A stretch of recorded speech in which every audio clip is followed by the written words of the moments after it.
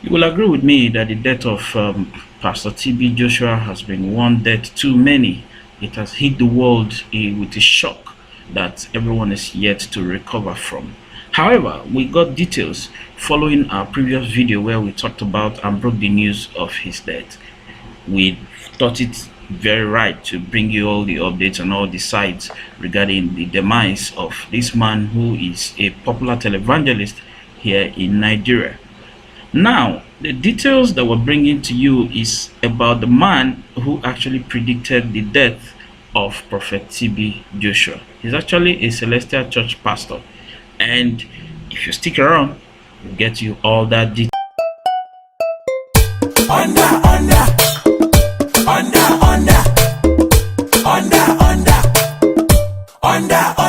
Under.